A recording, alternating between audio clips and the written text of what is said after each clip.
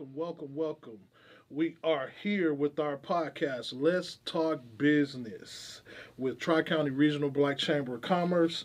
I'm your host, Howard Johnson, and I am also the Vice President of Tri County Regional Black Chamber of Commerce. Today is Friday, February the 5th, and we are talking about Black History Month because February is the month that everybody in America has deemed to be Black History Month. But I think Black History Month is every month. But let me introduce you to our guest today. Our guest is none other than my brother, John Cruz. Welcome, brother. Thank you. Thank you. Tell us a little bit about yourself, John. What is it that you do? I'm a native Houstonian and went to school here and also in Brookshire, Texas, which is about an hour outside the city. And been doing business here for the last 20 plus years. I'm a restaurateur. I'm also in the construction business and real estate business. And my wife and I also manage and maintain a trucking company. And so we're kind of diversified in a few things. Okay. And what restaurant is that? Phil and Derek's restaurant in Midtown. Phil, where's it located? Do you have a physical address? It's 1701 Webster Street. Sweet E. Sweetie. That's correct. Okay. Well, John, we're gonna converse back and forth. We're gonna talk about Black history. I hope you guys brought your pencils. I have a wealth of information for you today. And here at Tri County, that is our mission. To gather.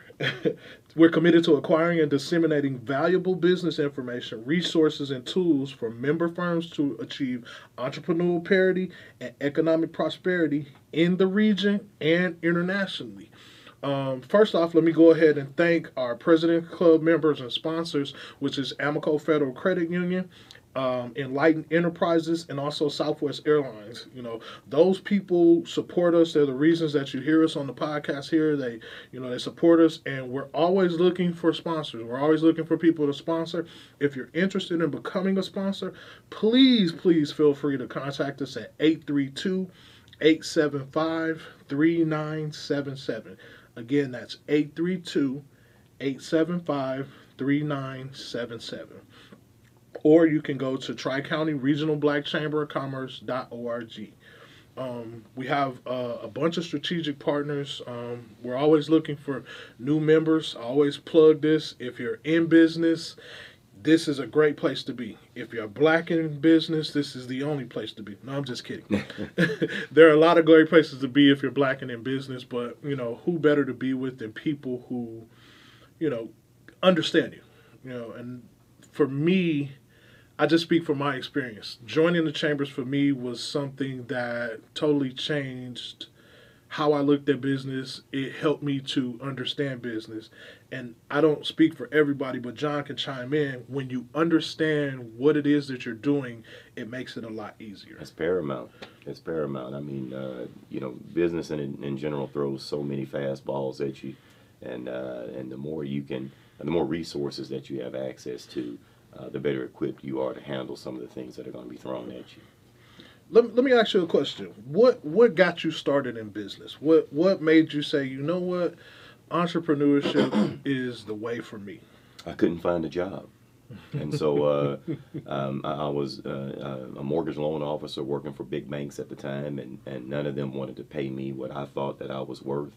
And my assignments would run out, and I just started having these long stints of unemployment, and I had a cousin who told me, listen, I mean, if you're not going to be paid to do something, then why don't you consider doing it for yourself and see if you can open your business and get it started. I didn't know the first thing about it, but I gave it a try, and I tell people all the time, had I found a job whereby somebody was paying me $50,000 a year, I probably would never have become an entrepreneur.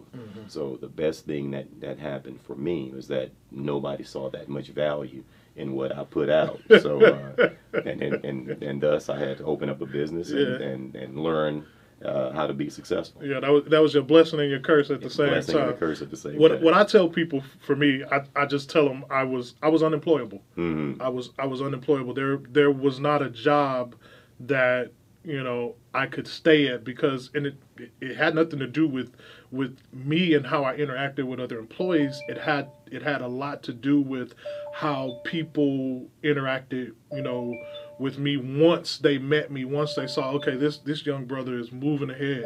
He's getting ahead faster than anything else that's going on. He's excelling too fast. We need to slow him down. So I was physically unemployable. I could not work a 9 to 5. I could not work where they paid me a certain amount every hour Dollars for to hours. do a job. Yeah, I couldn't do that. Just couldn't do it. The transition of exactly what you said, what I offered and what I felt like I should be paid, never met each other. Correct. People say they want ends to meet. Well, those ends never They met. didn't even get close enough to wave at each other. Not they couldn't see each other because they were miles apart. And people always say that terminology. They want ends to meet. I never want my ends to meet.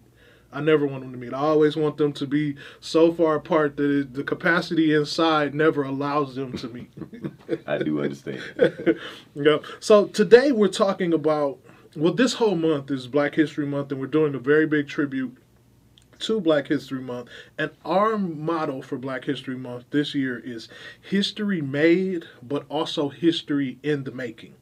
And I sit here before you today to tell you, if you own a business today in Texas, in America, and you're Black, you are history in the making. You're a part of the next wave of the history that will go down in books. It's just, and that's just my personal opinion. This is the gospel according to Howard. This is not anything that's written in a book. I don't claim to be psychic or tell you that you're a part of history, but I do understand history and how it flows and how it works. The contributions that you make as a Black person, if you went out and voted, you are making history. If you're in a Black business that employs people, you're making history. You're helping people stimulate the economy. Mm-hmm, mm-hmm. So, yeah. and that's just how I feel about it. That's my personal opinion on it. Today I bought some information. I got some information for y'all. We're gonna get right into this. I'm gonna let John chime in, but today I have a question for you. What do you really know about Black history? I don't know if people can call in today, but if they can, we can take some calls too. If you have any questions, but I hope, like I said, I hope you brought your pencil today, because we're gonna play the name game, and I'm gonna start with music. The first name I'm gonna ask you about is a guy named Willie Edward John. Have you heard of Willie Edward John? Never heard of it. They called him Little Willie John. He had a big hit in 1956. It was called Fever. Okay. But you probably heard the song sung by a woman who happened to be a white lady named Peggy Lee. I know Peggy Lee. She didn't even wait 2 years before she remade it with no credit to him. And posthumously, he was inducted into the Rock and Roll Hall of Fame in 1996. That was almost 40 years after the song was made. But that was Lil Willie John's song, Fever. Really? She give me fever in the morning, fever when she kiss me, fever when she hold me tight, fever. And she took fever it all through the night. And just barely, didn't change the beat, didn't change the tempo, just took the words and changed them a little bit. That was it. But that's Black history. And this was in 1956. Black people were writing songs and they were getting taken from them by other people. I'm not even saying what type of people it was, but other people was taking them. And Little Richard says it all the time. Yeah. And to make you laugh, here's another name in music. Some of you heard of it, some of you hadn't. His name is Otis Blackwell. Have you heard of Otis Blackwell? Never heard of Otis. I sent you the clip on Otis Blackwell. Okay. You watched it, Oh, but that's you probably, right. That's right. Probably don't remember. Yeah, that's right. Ironically, he was one of the two writers on the song that we just talked about, Fever. He wrote Fever.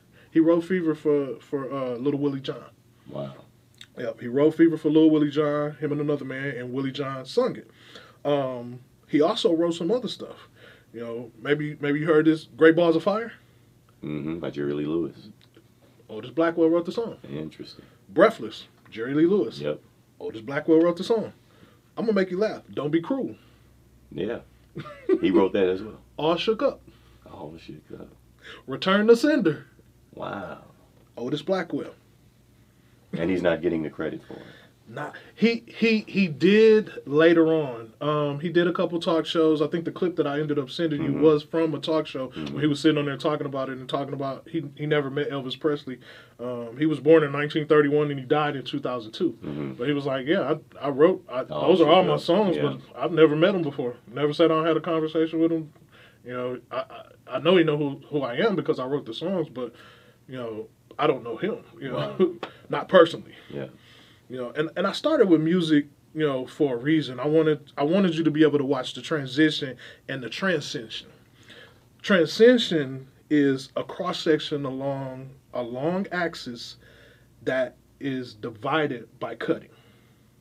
So we're going along a long axis of history, but we're dividing that history up by cutting. And I think a lot of people miss the real facts and stuff because it's not divided. It's just kind of run together. Oh yeah, he wrote a song, she wrote a song, they both wrote a song. That's not how it happened. The song was originally written for someone. That person produced the song, sung it, and somebody else took it without giving credit for it. And later on, they came back and said, oh, you know what? That wasn't right. Let's give him this, you know, just to... He was dead and gone in 1996. Wow. So he didn't get his accolades then. Wow. Then let's talk about another company, Black Swan Records. Have you heard of them? No. What about Pace Phonograph Corporation? No. So Pace Phonograph Corporation was started in 1921 by a guy named Harry Pace. Black Swan Records was formerly known as Pace Phonograph. So Black Swan Records is actually the first black owned record company, and it was owned by Harry Pace. They put out over 180 records in a 2-year span. 180 records in a 2-year span, and that easily surpassed any companies 30 years later in the 50s that was putting out records. Really? So 180 records in a 2-year span, 180 records in a 10-year span was more than record companies was putting out in the 50s. And this was back in 1921. And just to tell you a little bit more about Pace, Pace was a student of a great pioneer, you know, in black history. W.E.B. Du Bois was his teacher when he went to Atlanta University. And, you know, we all know Dr. W.E.B. Du Bois. Right. Du Bois was also on the board of directors for Black Swan Records. I'm kind of creating a pattern here, and I'm hoping people can follow me. The pattern I'm creating is that these people stuck together. W.E.B. Du Bois said, okay, this is my student. I can help him out. Let me sit on his board of directors and give him advice.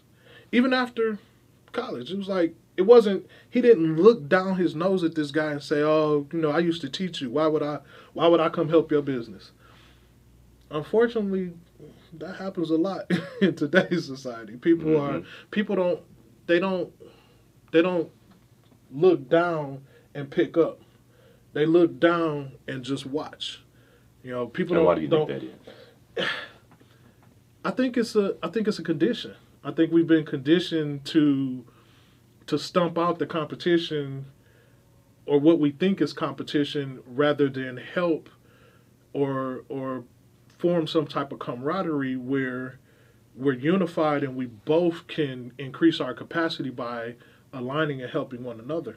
But you give me your views on it. Why do you think that is? You know, I don't know, but just like you, I do think it's been a condition that we've sort of transcended from being a people that cooperated, a people who, you know, understand or understood that my success was tied to your success. Exactly. And to me that philosophy is what built strong black communities.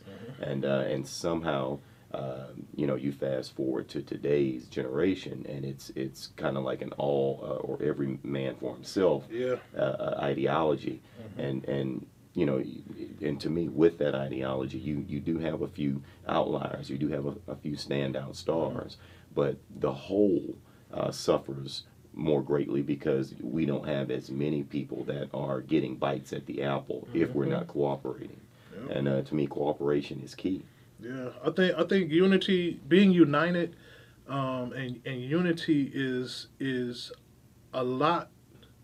It's much more stronger than people will give it credit for. I really, I could have a whole conversation about unity, but I really can't go into it. But what you can do is just take a look back at anything that was done. You know, they didn't do it alone. There wasn't this independence. It wasn't all the single ladies put your hands up, and it was not it. I can't stress it enough. It was not done alone. People didn't conquer the world alone. When you run for president, they don't run for president by themselves. They need a running mate. They need somebody on that on there to help them, and then they have a whole campaign of people that help them get to where they're trying to get. You know, I mean, it's just, people. Unity is the key. I'm just dropping some nuggets here, trying to give some nuggets, and in between me dropping them nuggets again, I want to thank our sponsors, because we wouldn't be able to sit here and talk about this type of stuff without our Presidential Club sponsors like Amico Federal Credit Union, Enlighten Enterprises, and also Southwest Airlines. And like I say, I tell people all the time, the Chambers is a good place to put your money, and if you want to become a member or become a sponsor, it's really, really easy to do. All you have to do is pick up the phone and give us a call here at 832-875-3977. But getting back to Black Swan Records, I'm just showing you how all this stuff is, all these people just in 1920 were working together to help each other move forward, because Dr. Du Bois was not the only member on the board of that record company. It was another guy named Truman Gibson and another guy named John Nell. Let me talk about Truman Gibson really quick. Have you heard of Truman Gibson? No, I have not. So Truman Gibson was an African American. I don't even like that word. Truman Gibson was a black businessman in America. He was a businessman, an attorney, a government advisor, and a boxing promoter. Truman became a lawyer in 1935, and he represented professional boxers like Joe Louis. He also was an assistant to a man named William Hayes Jr. Have you heard of William Hayes Jr.? I have not. Okay, I'm gonna tell you a little bit about William Hayes Jr. I'm coming back to Gibson, but William Hayes Jr. was a black lawyer, a judge, an educator, a public official, and a civil rights activist. William Hayes Jr. was the advisor to, he was one of the advisors to President Franklin Roosevelt in 1940. And that's where Truman Gibson assisted Hayes in investigating issues of discrimination of black soldiers and sailors during the early part of World War II. So, I don't know if y'all following this. Hayes hired Gibson and taught Gibson, and they worked together to help black people, black soldiers that were being discriminated against in World War II. So, I hired a younger person and taught him what I knew how to do so that he could go on. Oh, I'm telling too much. Okay, let me get back to the story. So he assisted Hayes on the World War II investigations, and when Hayes Jr. resigned in 1943, this was 1940, he was assisting him. 3 years later, not 10 years later, not I'm going to step down in about 10 years and you could take over. No, 3 years later, Hayes stepped down. Gibson took his place as the chief civilian advisor for the Secretary of War. That was Henry Stinson. While there, Gibson helped create an influential war morale film. The first is called The Negro Soldier. The Negro Soldier was one of the first films to portray black soldiers as brave, intelligent, and patriotic. In 1943, this is the first film that painted a good, positive picture for black soldiers. Wow. But we've been fighting wars since the 1800s for this country, for our freedom, for everything that we want. But not until 1943, we finally get a movie that just portrays us, not as heroes, just as brave, intelligent, and patriotic. That's crazy. So Gibson won a Legion of Merit in 1945 for his work in helping create the film, and it ensured that it was shown to thousands of new Army and Navy recruits from all racial backgrounds. In 1946, President Harry S. Truman appointed Gibson to the 9-member President Advisory Commission on Universal Training, which studied the future of military training. So these are some things that, Gibson pioneered, So I skipped from Gibson to Hayes. Hayes taught Gibson. Hayes resigned. Well, he didn't resign. He moved on. He resigned from that position and moved on, because I'm going to go back to Hayes. So Hayes became the first black man to hold the post of a governor of a U.S. territory. Okay. And in 1949, President Truman nominated Hayes for the judge of the Third United States Circuit Court of Appeals. And in 1950, the Senate confirmed Hayes for this position. So he was the first governor of a U.S. territory. The first black governor of a U.S. territory in 1949. And he accepted it in 1950. So the nomination came in 1949, and in 1950, just like they went and got sworn into office, they did the same thing here. And then another board member. But I mean, you can kind of see how it's flowing. Like Mr. Pace, just a small record company. What you think of a record company? Mr. Pace hooked up with W.E.B. Du Bois. W.E.B. Du Bois was affiliated with Truman Gibson. Truman Gibson was affiliated with William Hayes. William Hayes was advisor to the president, which in turn made Truman learn how to do it, and he later became an advisor on that same administration for the stuff that they were working on for black people. So what you're seeing is knowledge being passed down. I don't know if you guys realize that listening here. You're seeing knowledge being passed down. And another member that was on that same black, I've went a long way, but we're still at Black Swan Records. We still haven't left. So you see the unity that's right. Going on here. We still haven't left, because they had another board member, a guy by the name of John E. Nail. Have you heard of John Nail? No, I have not. So John Nail was a black salesman and for a Afro-American realty company. So he was one of the first realtors around Manhattan and Harlem. He's actually the one who kind of he worked for a guy named Philip Payton.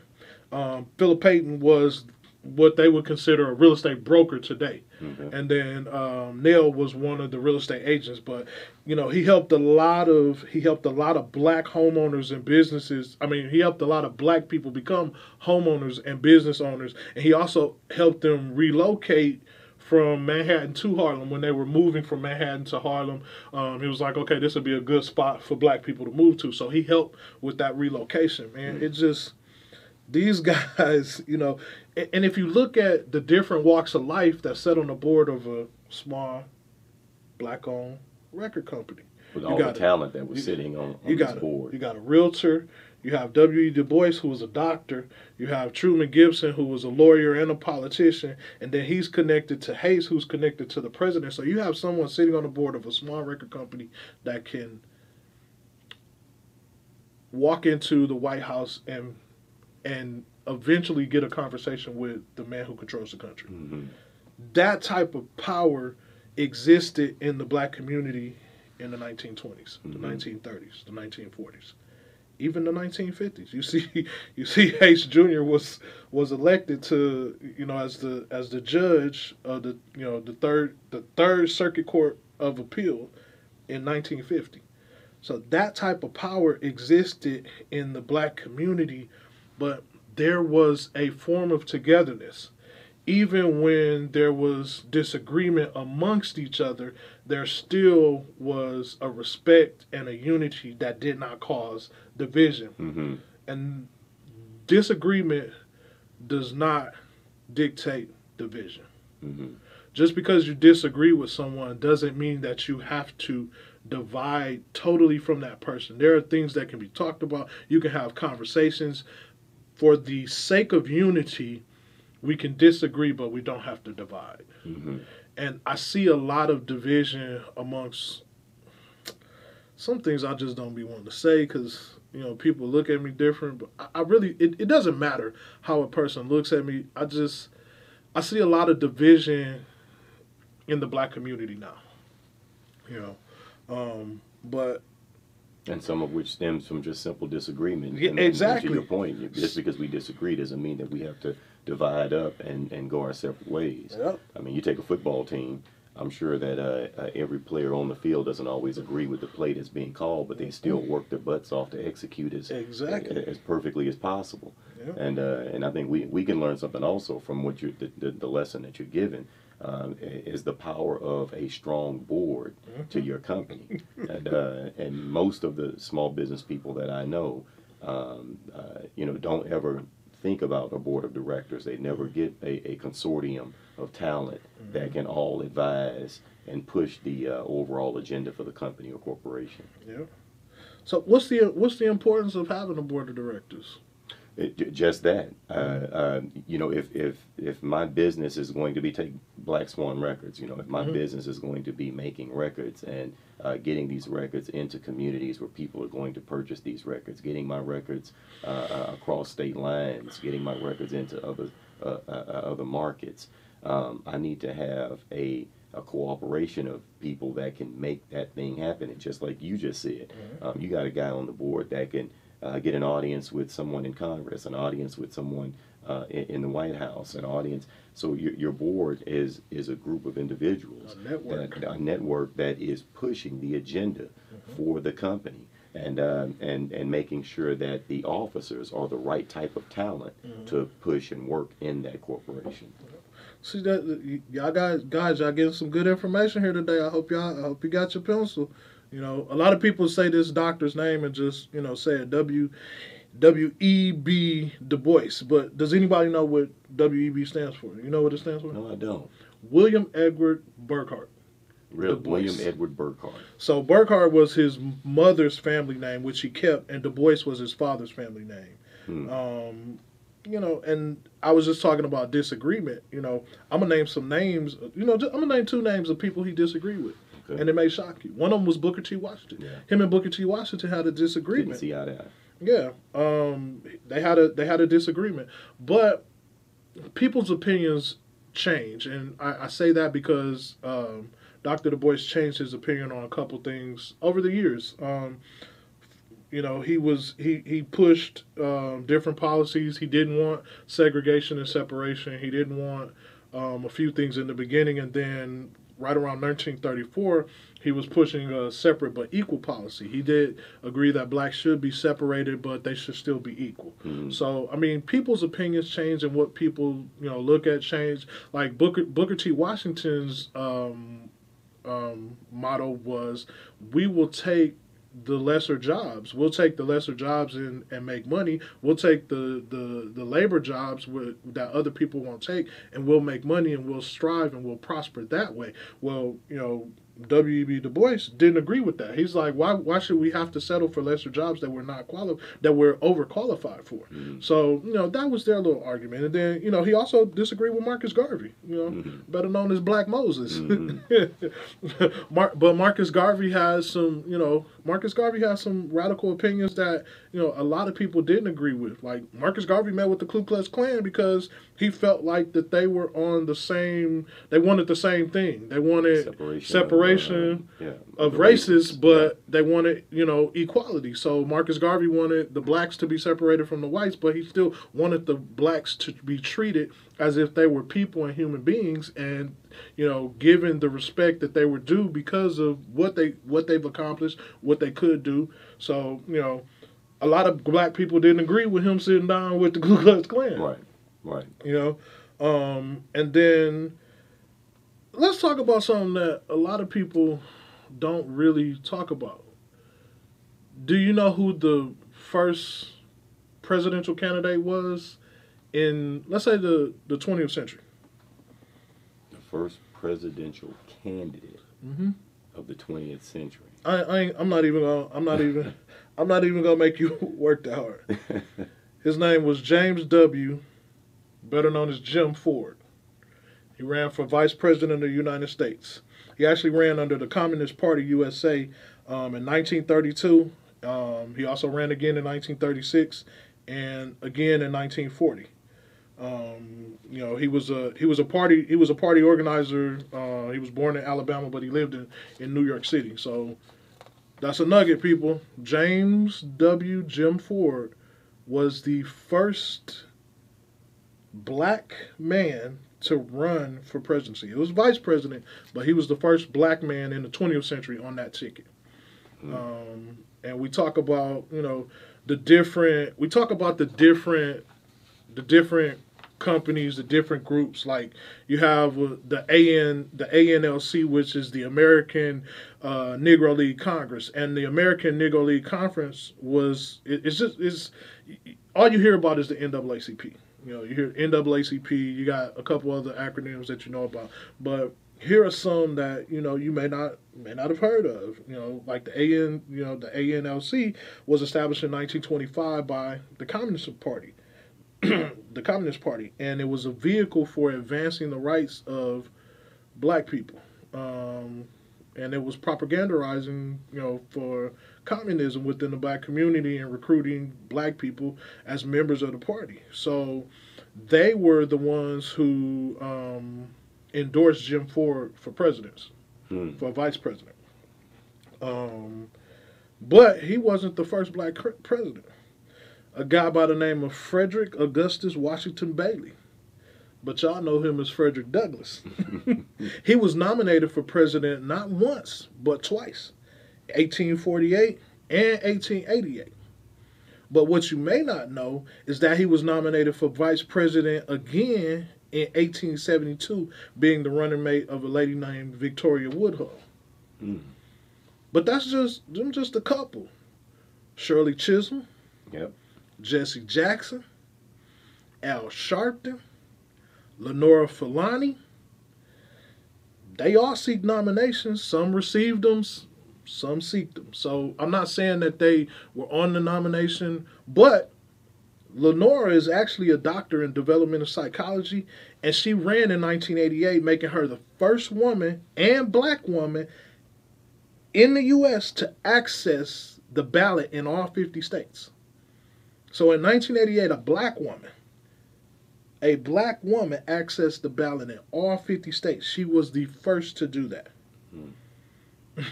But it wasn't the last time you'll see her. It happened again in 1992. We're just talking about, like, I don't think people give enough credit to Barack Obama for becoming the first black president. I'm not saying you have to agree with all his policies and everything he did in presidency, but that's history. We're talking about black history. We're not talking about whether I agree with what they did or what was done. We're talking about black history. We're talking about things that people may not know, people may have overlooked. I mean, Dr. Lenore wasn't the last. We had Herman Cain in there. We had Ben Carson in there. Mm-hmm. I'm just giving y'all information. Like everybody in Black history talks about, the top two, Rosa Parks and Martin Luther King. Mm-hmm.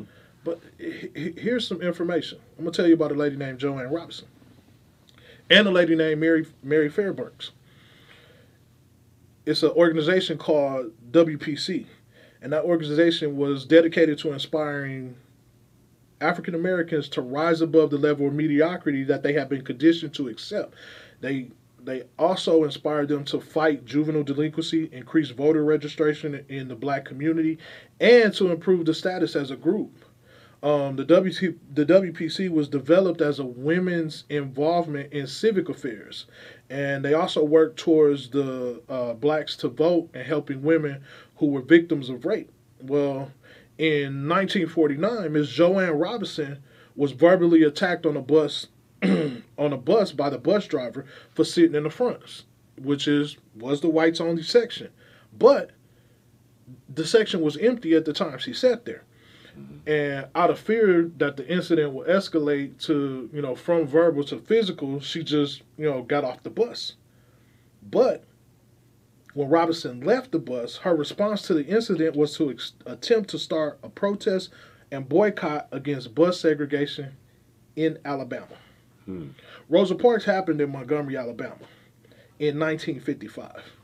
I just told y'all, 1949, 6 years before the Rosa Parks incident, it was another lady, named Joanne Robinson who organized a protest boycott against bus segregation in Alabama. Mm-hmm. But when she approached the WPC members with her story and proposal, she was told that this was just a fact of life, and you're gonna have to accept it in Montgomery.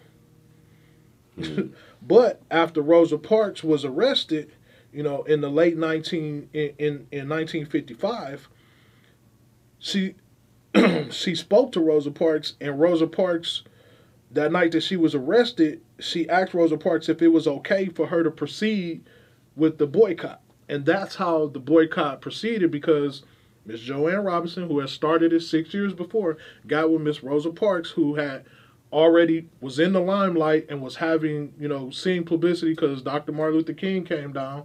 Mm-hmm. And they started talking about, okay, let's get this thing together. Let's go ahead and focus our group efforts about the buses. So again, back to unity.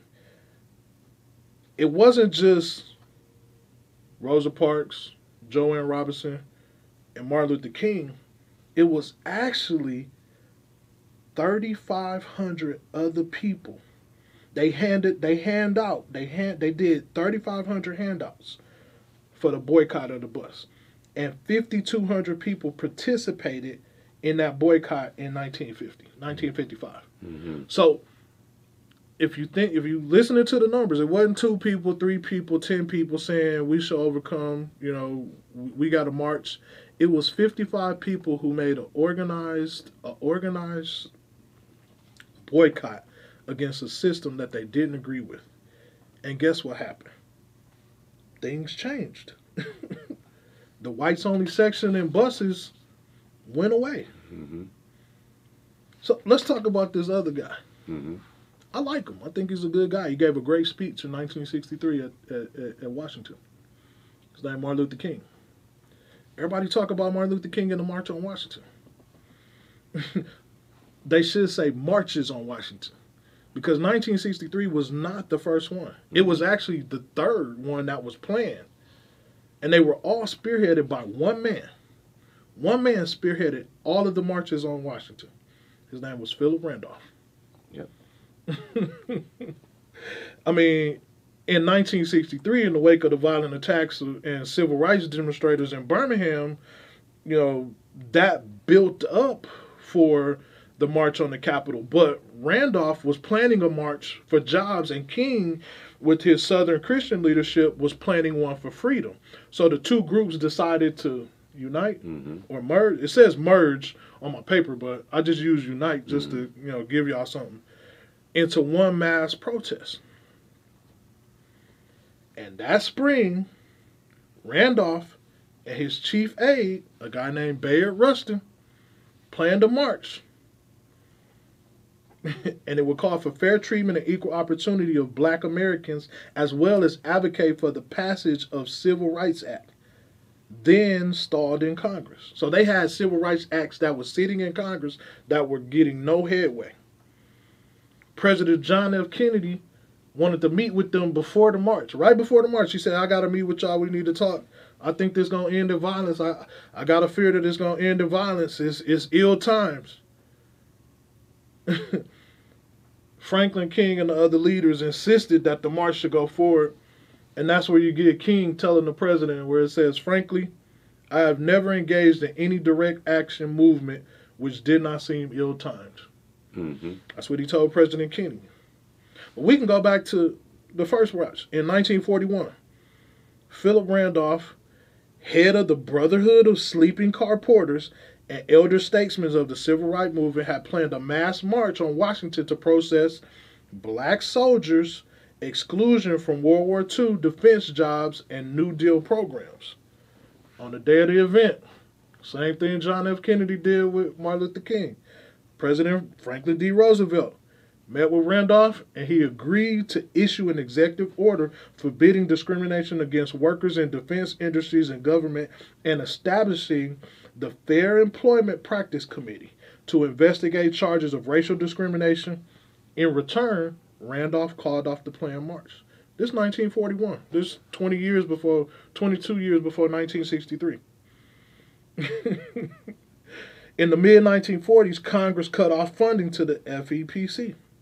It dissolved in 1946. So 5 years later, after they made some headway, they said, okay, we gave them 5 years, let's cut it off. Okay. So it'll be another 20 years before the Equal Employment Opportunity, which is the EEOC, was formed to take on some of the same issues. They had this stuff before. Congress said, okay, we gave them 5 years, let's take it away. It took 20 more years just to get back the same thing, to work on the same issues. Might have been a better version. But meanwhile, with the rise of this charismatic young civil rights leader, preacher, Martin Luther King Jr., in the mid-1950s, Randall proposed another mass march on Washington in 1957. He was hoping to capitalize on King's appeal, and also the National Association for Advancement of Colored People, which we all know is the NAACP. Mm-hmm. In 1957, nearly 25,000 demonstrators gathered at the Lincoln Memorial to commemorate the third anniversary of the Brown versus Board of Education ruling, Mm-hmm. and urged federal government to follow through on the decision in the trial. I talked about a guy named Bayard Rustin. Who was he? Ironically, Rustin was the advisor for Martin Luther King Jr. in the 50s and the 60s. But Rustin started off working for another gentleman, Philip Randolph. Mm-hmm. So again, I'm showing you how a person with knowledge takes a younger person that's coming up and wants to know and gives them the same knowledge, and they go on to carry that knowledge to the next generation. That's what's missing from us. I'll just blatantly say it. We're missing a like they have a transition of power in the presidency. We're missing that in our black community. We're missing that in our culture. There is no transition of knowledge and information from one generation to the next. It happens in everything you see, but we are failing to do that for ourselves. Philip Randolph taught Rustin. Rustin taught MLK. And what he taught MLK was what Martin Luther King talked about all the time: nonviolent resistance and civil disobedience. Mm-hmm. You know whose philosophy that is? Who? Gandhi's. Mm-hmm. You know where Martin Luther King got it from? Rustin. Mm-hmm. Rustin studied under Gandhi. Mm-hmm. And he taught Martin Luther King's Gandhi philosophy on nonviolence resistance and advised him on the tactics of civil disobedience. Rustin helped King on the Montgomery bus count, and he set the stage for King to knock it out the park with his iconic "I Have a Dream" speech. And I'm sitting here Googling these names as you... I'm gonna give you. I got a paper with all of them on it, man. I got a paper with all of them on it. Yeah. And they were so hard on Rustin because this was back in the 50s and 60s where homosexuality was frowned upon. But And he was a gay man. he was a gay man. Yeah. That didn't mean anything though. That meant nothing. Yeah. He was contributing to the civil rights movement. Like, I feel like people should get past the person's personal preferences, and you guys can still work together. Yeah. Just because I don't know why it's so important, what you do in your bedroom. I can't be around him because Yeah. man, come on. Who cares? Get past that. Yeah. Let's talk about another guy. His name is Ralph Bunche. You know who Ralph Bunche is? I do. People don't know that was the first black man to win the Nobel Peace Prize. Yeah. Ralph J. Do we know who the richest black man in the world was? And this was around the 17th century. Double M. 17th century. I think it was. I might have my facts wrong. That'd be the 1600s. Yes. Nah. It was before then. It was the 13th century. I'm sorry. Okay. All right. King Mansa Musa, the first. Mansa Musa. Mm-hmm. Yep. Richest black man to ever live. Ella Baker. Most influential civil rights leader, alongside Dr. King and Dr. Du Bois. Yep. Let's talk about Thomas Edison. He invented the light bulb, right? So they say. Nope. Lewis Howard Latterman invented the light bulb in 1881. He was working for U.S. Electric Light Company. Thomas Edison contributed to advancing the light bulb after it was already invented. And then let's talk about Alexander Graham Bell. invented the telephone, right? No, he invented the patent for the drawings that same man, Lewis Howard Latimer. Lewis Howard Latimer did the drawings for the telephone, y'all. This is a black man in the 1800s. This was in 1876 where Alexander Graham Bell got the patent. It was already done. Let's talk about another dude named Garrett Morgan. He was an inventor and a businessman who invented, when you get to the stoplight, it turned red, yellow, and green. Mm-hmm. That's who Garrett Morgan was. He invented the three position traffic signal. Also, military people over there fighting chemical warfare, they put what on their head? What on their face? Gas mask. Garrett Morgan. Smoke hood, better known as the gas mask now. Dr. Patricia Bath. Do we know who she is? No. First black woman to complete her residency in ophthalmology. This was in 1973. And she invented the laser for scope probe for cataract treatment. This was in 1986. One more thing about her. She was also the first black female doctor to receive a medical patent, which is in 1988. And that was for the laser phaco probe for the cataract treatment. She has the patent on that from 1980. First black woman, first black doctor to receive a patent. And she just passed away in 2019. But a lot of people don't know about Dr. Patricia Bath. You know, I think that I'm looking forward to the day when we as black people stop having firsts. Yep, we need to have a bunch. Everybody needs to be, but that's where it gets back to that competition where people are afraid of competition. They're afraid of someone doing the same thing that they do because they have this mentality that they're going to take away from what it is that they're supposed to get. Let me tell y'all something. What's for you is for you, and nobody else can take that from you. I mean, if you don't get it, it's not the other person's fault that's doing the business. They go out the contract, they get the contract. They did something to get that contract. It's not their fault. So don't be mad at them. Don't be mad at anybody. You know, if you're in business, then call the people and ask them, why didn't you receive the bid? What happened? You know, I can't remember the name of it right now because I'm on Black History and my mind is flooded with Black History. But you have a right to know what the bid was awarded for, how much it was awarded for, and who was awarded to. And you can ask them, Public information. Yeah, public information. And you can ask them, why didn't I receive this bid? What did I not do right? And you can critique yourself and make yourself better. So stop blaming people and make yourself better. Who else we got?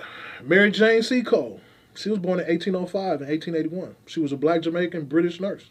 She set up a hotel behind enemy lines in the Crimean War. And she called it a mess table and comfortable quarters for the sick and controversial officers. She was Jamaican black and British, but you know she was a Jamaican black British nurse who helped people behind enemy lines during war. Mary Prince, 1788 to 1883. She was the first black female author, and she was living in Bermuda. That's kind of a little controversial because it's another lady named Phyllis Wheatley who published her first book in poetry in 1773 in Boston. The reason I'm giving you these names and these titles and letting you know that they black is because there are black people out there who have complacency and they don't believe that they can do things in life. These people were doing things when times were so much harder than they are now, and they were going through so much controversy to get those things done, and they were fighting so many people to get that stuff done. If these people can do it in those times, you can do anything in these times. And that's why I'm telling you this, so you can understand that people have invented stuff. Black people have sat down and put their hands to the grind and invented stuff and persevered and overcame. Why shouldn't you? Mm-hmm. Why can't you? Mm-hmm. You know, Allison Duggan. She was the first black journalist. Then she was followed by the first black male journalist, Ed Brantley. Mm. The first black male anchor, news anchor, Max Robinson. I mean, those are just a few names that's out there. Mm-hmm. You know, I mean, this hour done went by real quick. we got about a good 7 minutes left to go. So, I mean, I took some time out of my schedule I stayed up till like 3 a.m. last night, pulling all this information out, making sure I had it, in a deliverable manner, so I can kind of go through it and Mm-hmm. go through it really really fast, slow but fast, so Mm-hmm. people will get the names. This podcast is recorded. It's recorded video and live. You can go to Tri County Regional Black Chamber of Commerce website and see the podcast. Um, here at the chambers, I mean, I told you what our mission was. We gathered the valuable information, resources and tools, and we acquired and disseminated. It's for the members. It's not. We don't gather it to keep it for ourselves and put it in the library and keep it. John, how many books do you have? Man, hundreds. And the hundreds that you have you read all of them? At least half of them. Okay. And But I have a bad habit of just buying books and adding them to my collection and then getting around to them. I probably got about 100 books that are on my to-read list. why do you buy books? To me, it makes all the difference in the type of person that I am in terms of who I am as an individual, who I am as a business person, a husband, a brother. It enriches my life on all fronts. And so reading is one of my favorite pastimes. I'm going to plug some books to y'all. I'm not going to tell you the name of this one. I'm going to just tell you the author. His name is Richard Albertus Morrissey. That's Morrisey. Richard Albertus Morrissey. I can't tell you the name of this one because this one is very controversial. But check out the author on that one. Then it's another book here. It's called The 1001 Things Everyone Should Know About African American History. It's written by Jeffrey C. Stewart. 1001 Things Everybody Should Know About African American History. It's another book right here by Booker T. Washington. I'm going to tell you the name. It's called Up From Slavery. Booker T. Washington. It's another one. I ain't going to tell you the name of this one. It's called James Morris Webb is the author on this one. James Morris Webb. And if you're interested in just looking at things differently, you can check it out. He talks about W.E. Du Bois in this book. And it's a short read. Yeah, it's a very short read. He talked about Professor W.S. Scarborough.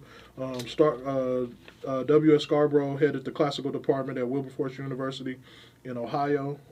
He was the vice president of that same union. The 48 Laws of Black Empowerment. Yeah, I shouldn't have told y'all that, but it's a good read. It's a great read. I don't even see the author on this particular book. Usually it's on the first page. It's a quote from somebody. Dante Fortson. I think it's Dante Fortson. Yeah, The 48 Laws of Black Empowerment. Good book. I'm just giving y'all books to check out. Ivan Van Sertima says The Game Before Columbus, the African Present in Ancient America. Man, I'm just giving y'all some books to check out. Selected Writing and Speeches of Marcus Garvey. This is a good book. Black History for Beginners by Denise Dennis. I'm just giving you some good books to check out. The Black Kings of Europe. Anu Mbatu, The Black Kings of Europe. One of my favorite books. This is one of my favorite books because it helped me. It's the Black Business Book. It's by Anthony Brogdon. It has over 200 facts which emphasize the history of black businesses in America from the 1800s to 1960. And people will tell you about me. I think I bought like 30 copies of this book and I gave them all away. You gave me one. Yeah, I didn't sell this book. I paid for it with my money, and I gave them away to people because I wanted that information to be out there. It is a lot of great information in that book.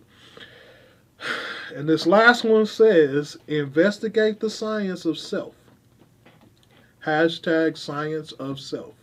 Black people invented everything. The deep history of indigenous creativity. This one's written by Dr. Sujan Kumar Das, founder of Solutionary Institute. Says black people invented everything. So that's another book for you to check out. I'm just plugging books, man. Again, I thank y'all for listening. I hope it wasn't too much information. I hope I didn't bore you, with what I was talking about. Again, this is history made and history in the making. I want to thank our sponsors again, Amico Federal Credit Union, Enlighten Enterprises, and Southwest Airlines. I hope I don't lose any of our good sponsors because this was a deep Black history program today.